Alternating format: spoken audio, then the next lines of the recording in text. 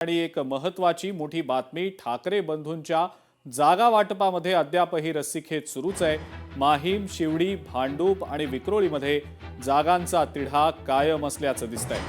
शिवडीतील 2 जागा ठाकरे सेनेला तर 1 जागा मनसेला देण्याचा निर्णय झालेला आहे। त्यामुळे मुंबईतल्याही काही ठिकाणच्या जागांच्या अनुषंगानं अजूनही मनसे आणि ठाकरे सेनेमध्येच रस्सीखेच असल्याचं दिसतंय। माहीम, शिवडी, भांडूप, विक्रोळी या भागांमधला जागांचा तिढा कायम असून शिवडीतल्या 2 जागा ठाकरे सेनेला तर 1 जागा मनसेला देण्याचा निर्णय झाल्याचं समजतंय।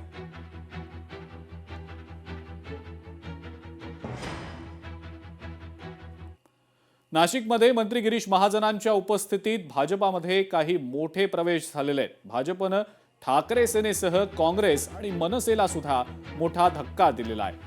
विनायक पांडे, यतीन वाघ यांनी भाजपात प्रवेश केलाय। भाजपच्या आमदार देवयानी फरांदे यांनी काही जणांच्या पक्षप्रवेशासंदर्भात नाराजी व्यक्त केल्यानंतर सुद्धा त्यांना पक्षात प्रवेश देण्यात आल्याचं समजतंय। मनसेचे दिनकर पाटील आणि काँग्रेसचे शाहू खैरे हे सुद्धा भाजपवासी आता झालेले।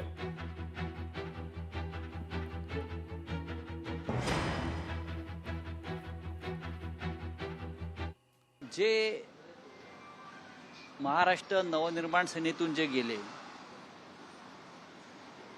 किंवा आमच्याकडून जे गेले ते भटकेच आहेत। ते भटकेच आहेत। कधी एखाद्या पक्षात ते स्थिर राहिले आणि जिथे राहिले तिथे त्या स्थिरतेनं काम केलं असं कधी आम्हाला दिसलं नाही, तरी ते आमच्या पक्षामध्ये होते। गिरीश महाजन हे स्वतःला बाहुबली समजतात, पण नगरपालिका निवडणुकीमध्ये त्यांच्या भागात त्यांना फार मोठा फटका बसलाय। लोकशाही मराठी ऐका, पहा, जागरूक रहा।